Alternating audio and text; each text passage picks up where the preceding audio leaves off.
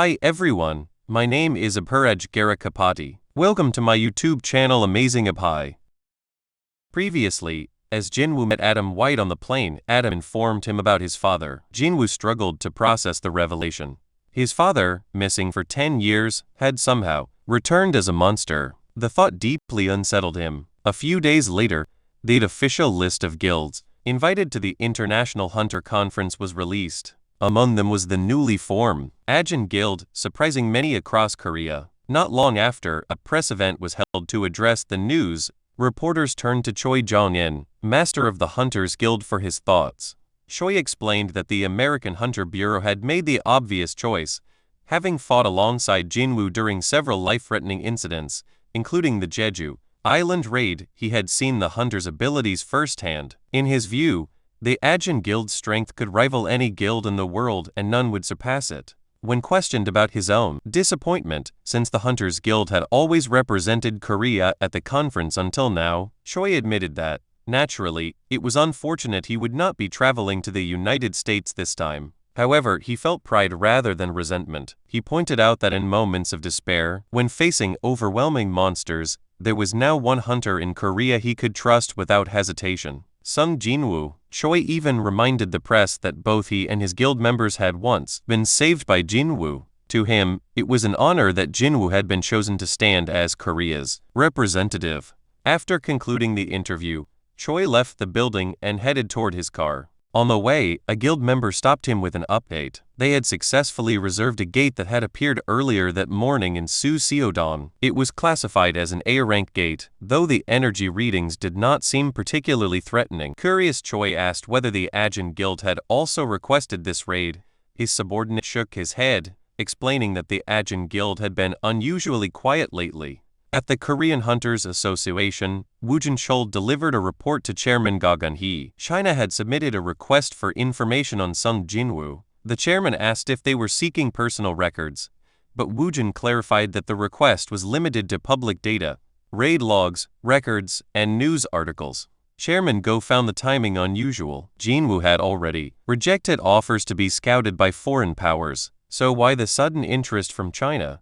We'll explain that the request had not come from the Chinese government itself, but from Liu Jigang, the strongest hunter in the nation. Go considered this carefully. China didn't adhere to the international ranking system. While 5-star hunters were usually the highest classification, Liu Jigang was treated as an exception, a 7-star hunter in practice. Wu elaborated that Liu had once fought off a giant that crossed into China, and now, after Jinwoo had single-handedly eradicated the giants in the recent crisis, Liu wanted to know more about him. Chairman Go's decision was firm. The request would be denied. If necessary, only superficial details would be released. Meanwhile, in the United States, Laura informed Thomas Andre that Sung Jinwoo would arrive the following day. At that moment, Hwang Dong-soo entered the room. Before Hwang could say much, Thomas cut him off, declaring he had something urgent to say. Without hesitation, he laid down the rule. Under no circumstances was Hwang to touch Sung Jinwoo once he arrived.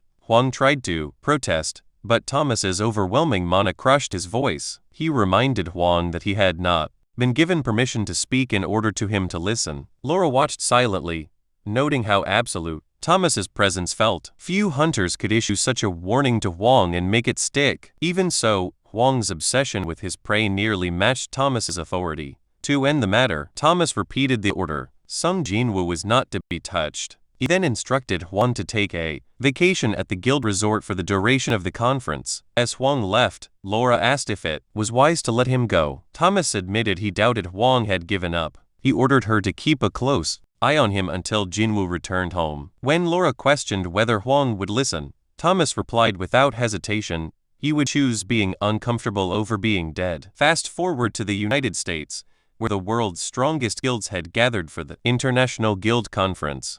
Among the arriving guests were Leonard Nierman, representative of Germany's Richter Guild, and his guild's vice master. As they walked toward the building, reporters swarmed the entrance, their cameras flashing. Leonard wondered why the press turnout was so unusually large this year. His vice master explained that the Korean hunter everyone had been talking about was expected to arrive today, and most of the reporters were waiting for him. Looking across the way, they spotted Sung Jinwoo, accompanied by Yu Jin Ho and Chief Woo Jin Shu. Leonard considered approaching. There would be no harm in introducing himself to a hunter of such renown, but as he drew closer, Leonard's expression suddenly stiffened. His vice master asked if something was wrong, but Leonard could barely believe what he was seeing. To his eyes, Jinwoo was not a hunter who summoned creatures from another dimension. Instead, his army was already with him, silently surrounding him on every side. With those numbers, Leonard thought it wouldn't be strange if someone claimed Jinwoo had come to wage war against the United States. Jinwoo noticed the intense stare and casually remarked to Jinwoo that a foreigner had been watching him for quite a while. Jinwoo chuckled, reminding him that after so much media attention, it was natural to attract fans. Perhaps he teased, the men simply wanted an autograph. Jinwoo then turned his mischief toward Woo Jin Shu, asking why he was tagging along. Woo looked uncomfortable as he admitted that he had been officially assigned to protect Hunter Jinwoo. Seizing the chance, Jinwoo leaned in playfully,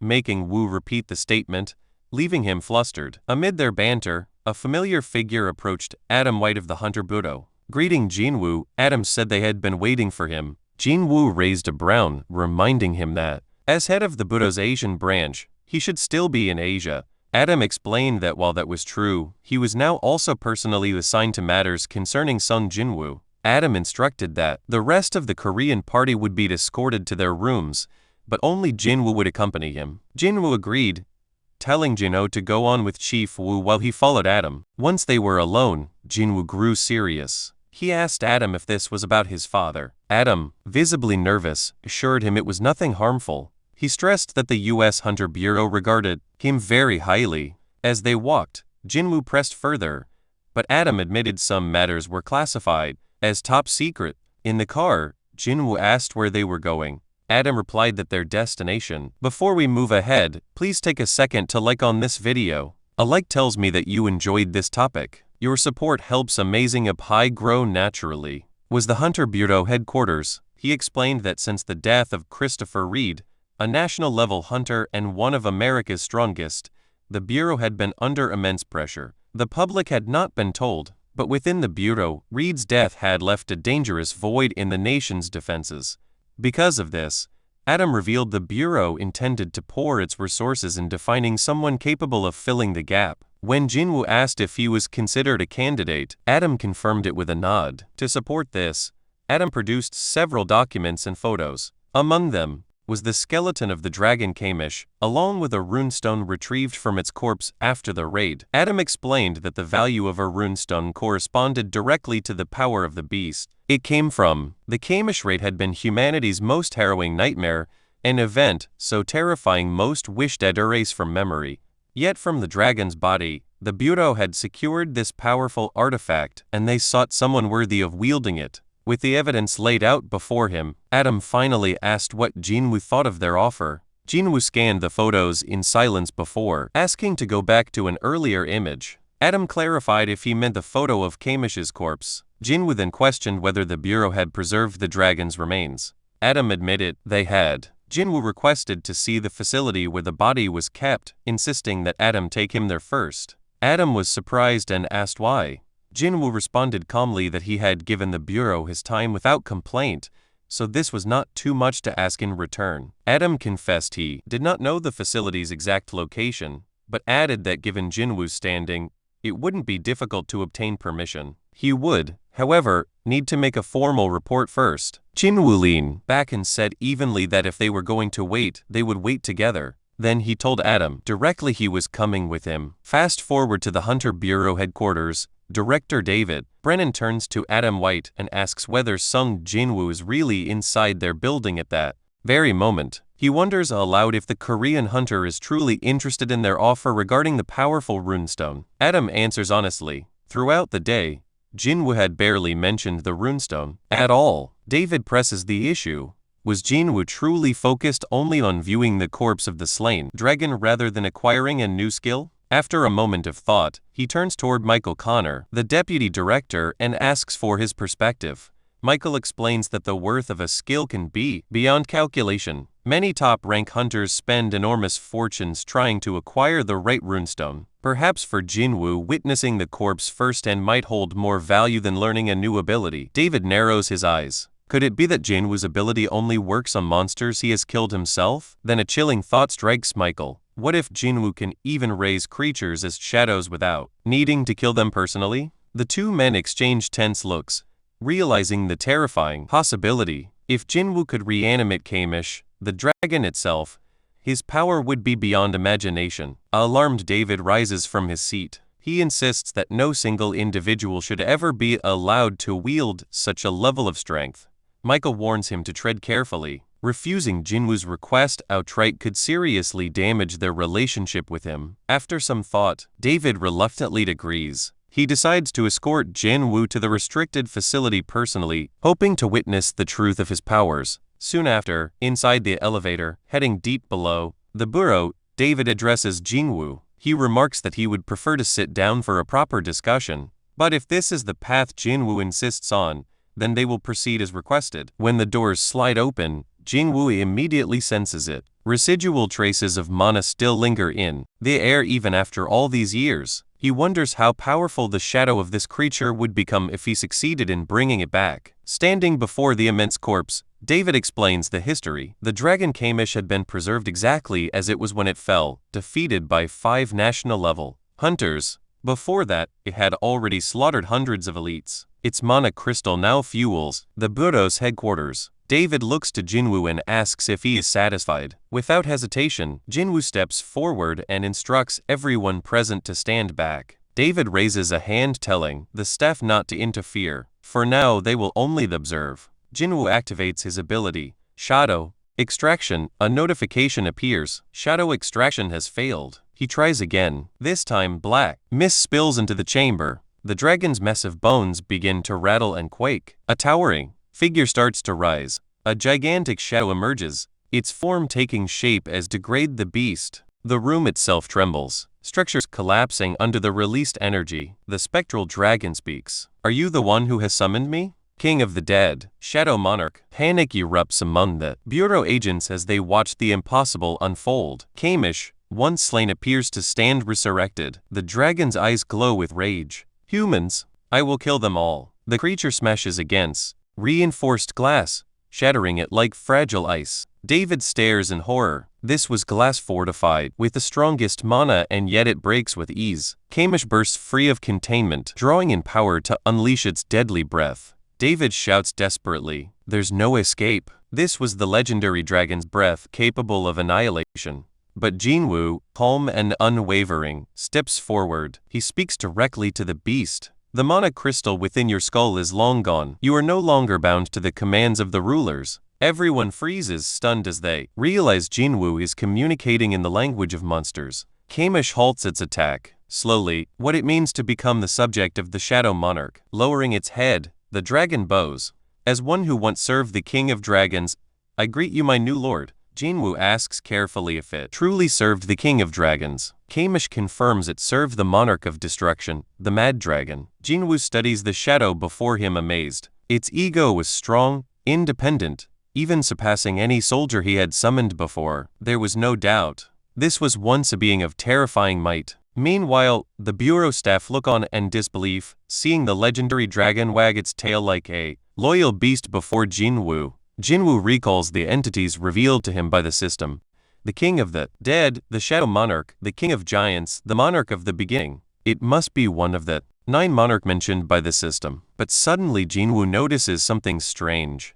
The dragon's body begins to crumble. Kamish explains with a fading voice, too much time had passed since its death. Its soul could not fully endure. Panicked, Jinwoo tries to command the system to halt the collapse.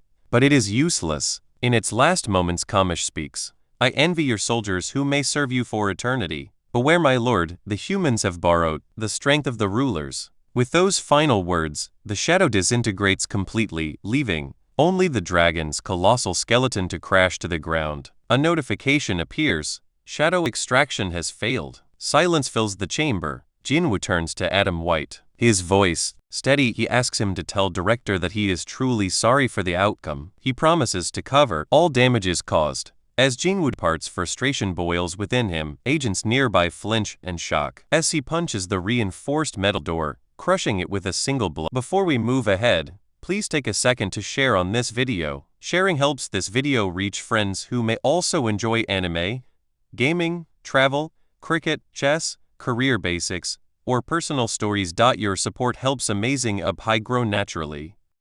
After the incident at the bureau, Woo Jinshul approached Sung Jinwoo, asking where he had been since he hadn't been able to reach him by phone. Jinwoo calmly explained that he had been somewhere for a short while where no calls could get through.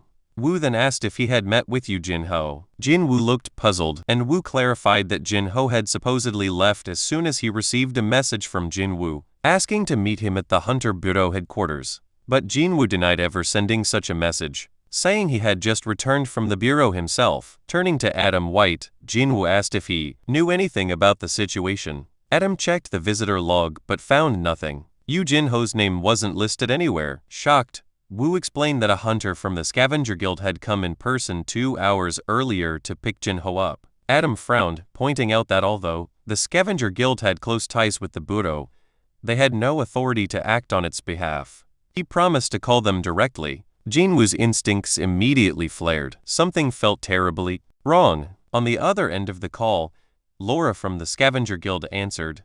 When Adam described the person who had taken Jin-ho, she realized at once that something was off. She asked if Sung Jinwoo was aware of the situation. Adam admitted that Jinwoo hadn't been told yet, but noted that he had already asked about Jin-ho while at the bureau. Laura promised that the guild would investigate the matter immediately. After the call, Adam assured Jinwoo that the Scavenger Guild was looking into it and would provide answer soon. But when he turned around, Jinwoo was already gone. Moving quickly through the city, Jinwoo's thoughts raced. He realized he had been careless. After using Shadow Exchange to save Chairman Yoo Myung-han at the hospital, he had forgotten to place a shadow on Jin-ho. The memory of what happened to his sister only deepened his fear. What if something similar was happening again? Stopping in his tracks, Jinwoo spread out his mana and summoned every one of his shadows. With sharp determination, he gave a single order: find Yoo Jin-ho.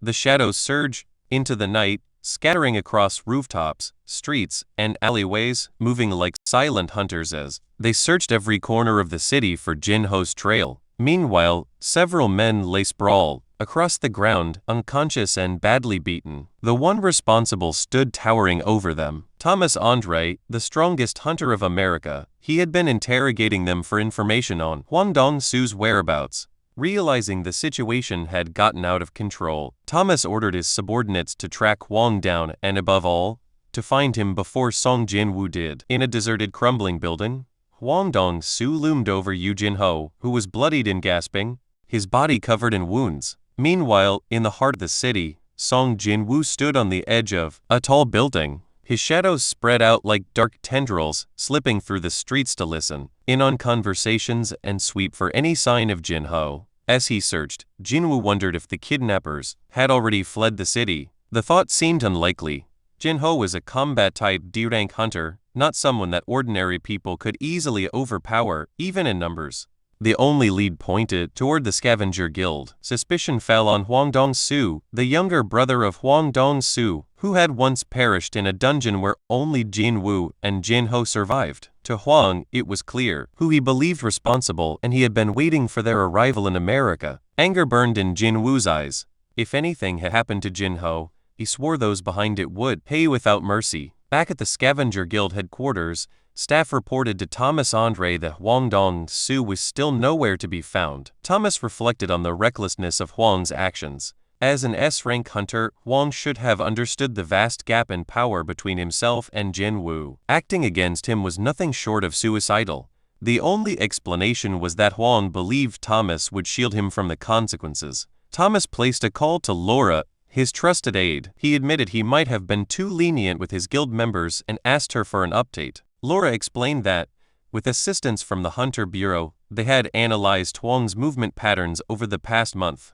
3 locations stood out where Hwang had deviated from his usual activities zones. Thomas immediately ordered every available member of the Scavenger Guild to move out to those 3 areas, declaring he would personally lead the search. Curious, he asked how Laura had managed to secure the Budo's cooperation so quickly. Laura replied that she had warned them of the looming danger. If Huang was not found soon, a direct confrontation between Thomas Andre and Zhang Jinwu was inevitable. That was something the Budo desperately wished to avoid. At the Hunter Budo, tension ran high. Agents rushed with reports, and Adam White informed director David Brennan of a troubling discovery. The Scavenger Guild had abruptly cancelled all of its raids and grounded its members. Every single hunter was on the move. David immediately realized the implications. If the entire Scavenger Guild was mobilized, it could only mean one thing. Thomas Andre was behind it. Whatever was happening, it was far bigger than they had expected. Meanwhile, inside a deserted factory, Yu Jinho was held captive. Bruised and bleeding, he sat, surrounded by several men, with Huang Dongsu standing over him. One of Huang's subordinates hesitated, asking if they were going too far, but Huang dismissed the concern. He explained that he had no intention of killing Jinho. He only wanted one answer. Huang recalled Thomas Andre's warning, not to touch Zhang Jinwu. Confronting Jinwu directly was too dangerous, but Jinho was different. To Huang, there was just one thing worth hearing: that Jinwu had killed his brother. With rage in his voice, he struck Jinho, ordering him to wake up. Blood dripped as one of the men muttered that Jinho was unusually tough. Any normal human would have died by now. Grabbing Jinho by the head, Huang slammed him into the wall. He sneered that bravery was admirable, but stubbornness would not earn forgiveness. Killing Jinho was not his goal. Instead, Huang revealed a cruel plan. One of his men was a skilled healer. Whenever Jinho's life was on the verge of ending, he would be saved and forced back into the cycle of pain. The factory had been abandoned for more than 5 years.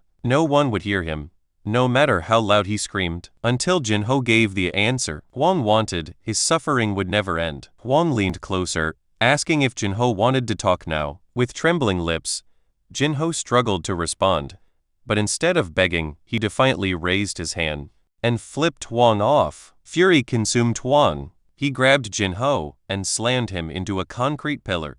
With bone-crushing force, a voice from the back warned him to stop before he accidentally killed the captive, but Huang waved it off, saying the interrogation had only just begun. Dizzy and fading, Jinho suddenly saw a vision. The face of Huang's brother appeared in his mind, unsettling him further. At that moment, Huang noticed something. In the corner of the factory stood a figure cloaked in silence, a shadow soldier. Confused, Huang ripped off his jacket and narrowed his eyes. He wondered if a dungeon break had occurred. Where had that creature come from? Snarling that he didn't have time to waste, Huang charged straight. Before we move ahead, please take a second to like on this video. A like tells me that you enjoyed this topic. Your support helps Amazing Up grow naturally. Straight toward the shadow. Back in Korea, Sung Jinwoo's mother and sister sat glued to the television. The mother worried, wondered aloud whether Jinwoo was safe. From the doorway, the shadow soldier Peru listened. He thought to himself that if there were anything his leads could not endure, then no one would ever be safe.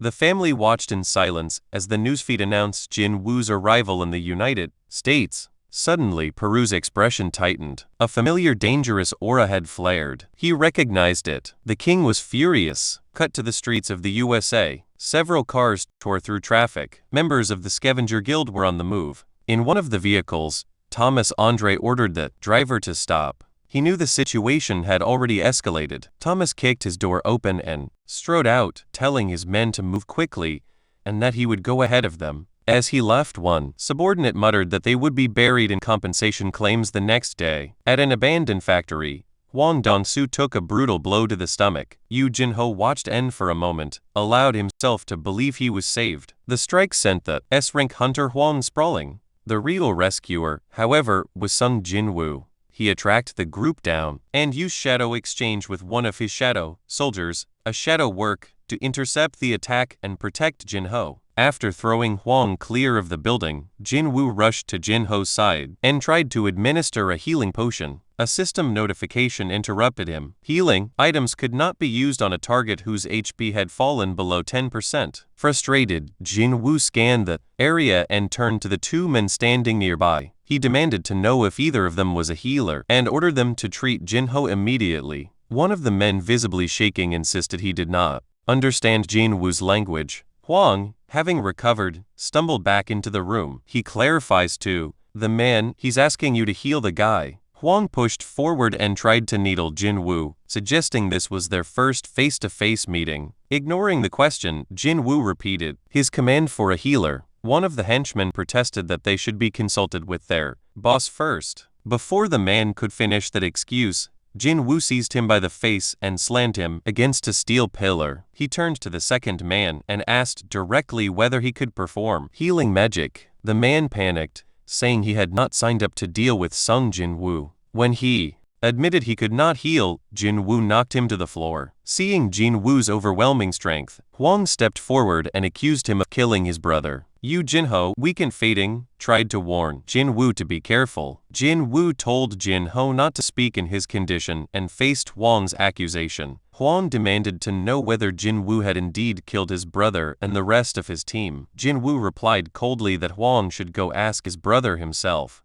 Enraged Huang lunged with a punch, but Jin Woo was quicker. Jin Woo dodged and countered, sending Huang flying out of the building. Before Huang could get to his feet, Jin Woo was already beside him, calm and immovable. Huang tried to strike again, but Jin Woo pinned him down and then began repeatedly slamming Huang's head into the ground. At that moment, Thomas Andre arrived on the scene and shouted for them to stop.